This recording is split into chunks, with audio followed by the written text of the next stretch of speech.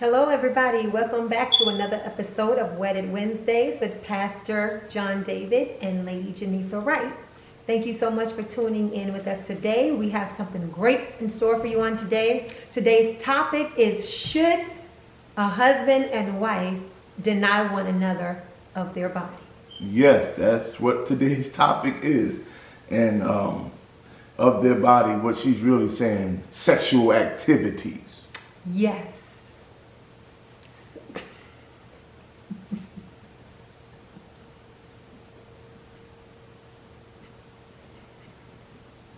Yeah.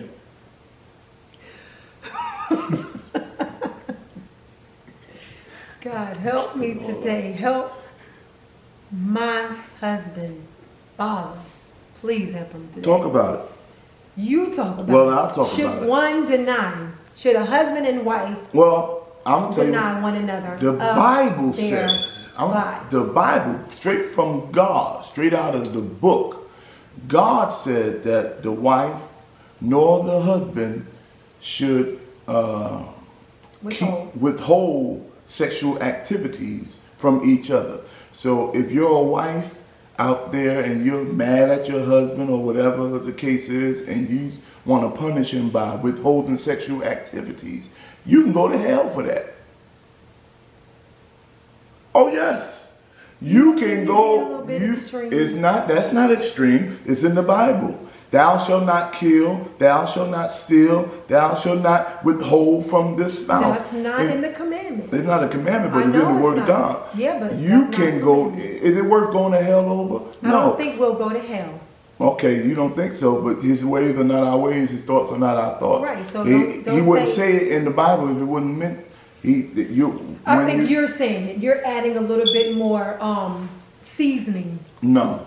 And husbands, men, this is usually not a problem on the man's side. It's usually a problem on the female side. Well, that's not true, because eventually things do shrivel up on the male side much sooner than on the women's side. Hold on. So things do get a little weak. Vessels get a little weak. Little members of your body get a little weak as you become older. And even there are some men, even at early ages, that have medical conditions to where certain medications that they're on kind of hinders them in that area from being able to do what they need to do. Absolutely. So don't say. But that's not the topic. That's what somebody cannot do. Okay, but I know what the topic is. Withholding is withholding. So sometimes withholding could be is depending on what it is. What's that man got that song? Withholding nothing. No, that's not what that means. Withholding nothing. Ain't that the man who got the song? That is William McDowell. William McDowell. Yes, Pastor William McDowell. But we're not talking about him. We're saying in some cases, there are some women and there are also some men that have medical conditions which are out of their control. Absolutely. At some time. So and that's understood. That's understood. But now we want to get back to the basis of this topic. Now, because there are some men and there are some women, there are some husbands and there are some wives that withhold their bodies from their spouses. Absolutely. Now, a woman, of course, they have that 1 week or however, I'm not no sex doctor, the gynecologist people. But I know they have that 1 week where they go through their menstruation thing. And, a woman is, you got to let them be for that time. But other than that. Well, let me just touch on that before you move forward. Because I am a woman. Yeah, and there are some women that just have. I don't bleed unless you cut me. There are some women that really, really suffers with that area, more than other women. Some women, it's just not a 3 or 5 day situation or a 7 day thing. Some women actually have some conditions that prolongs their cycles a little bit longer. I know of some.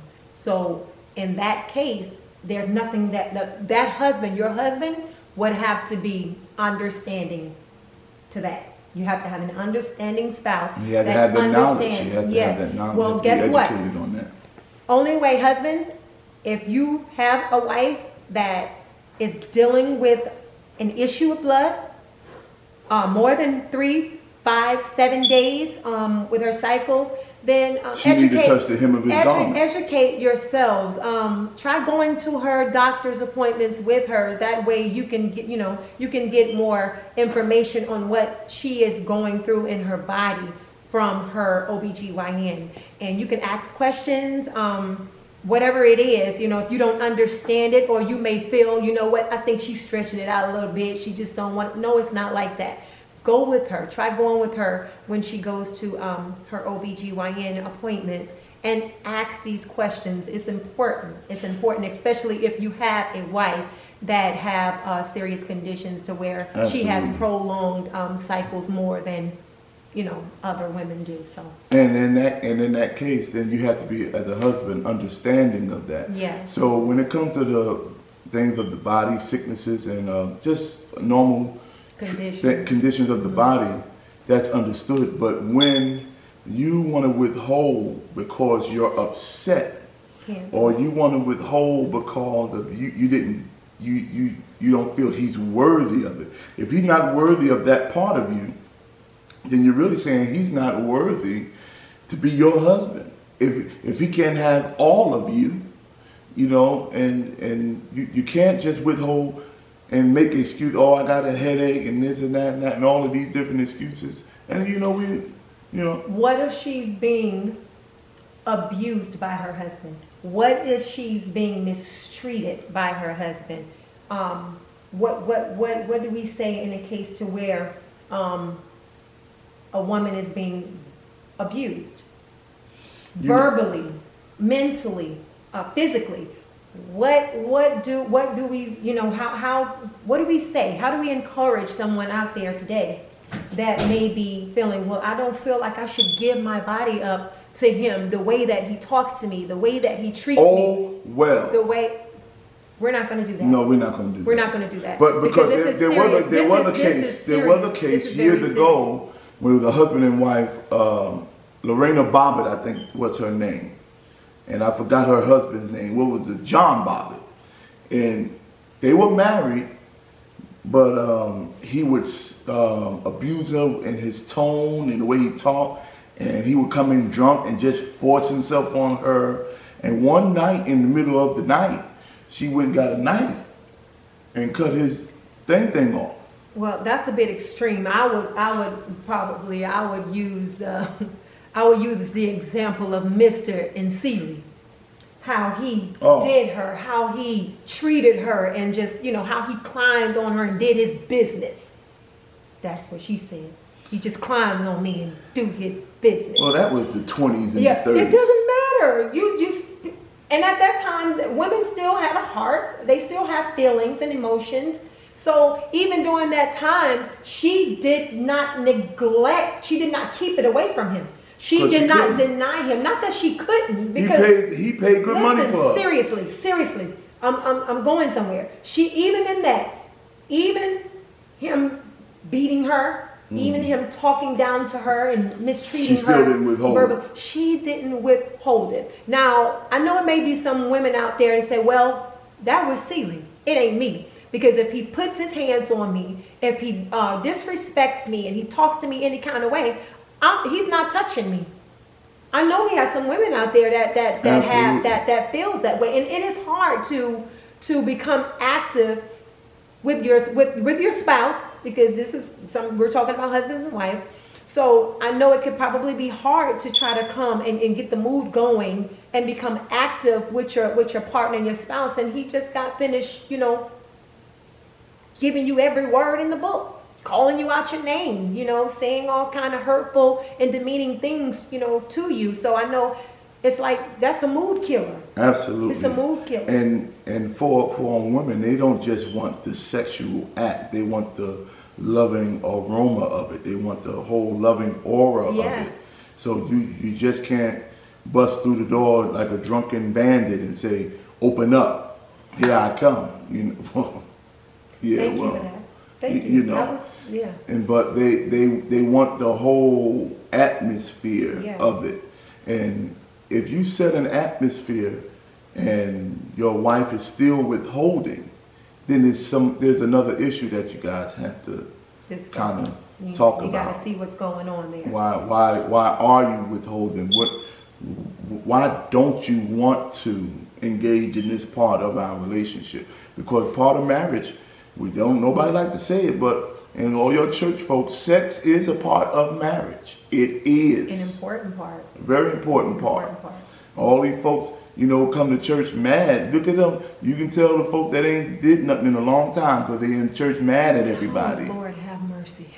I'm gonna have that visual. I don't want that visual. Oh, you can have the visual all you want. All these folks in church with these attitudes because they've been shut. Their bowels have been shut. The bowels? Well, the place. I need you to come up on your anatomy. The special places ain't been touched. Oh my God. So they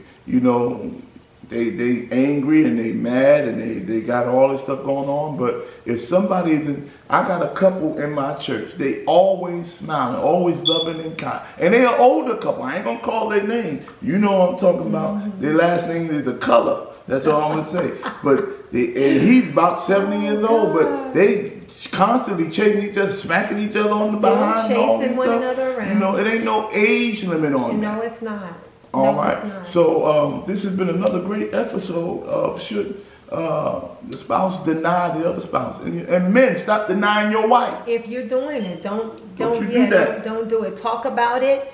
You have a conversation about it, because sometimes women, it's not that we want to deny our men and our husbands. Sometimes we're so tired from the cleaning, the cooking, some that are working, and it's just so much, and sometimes life hits us.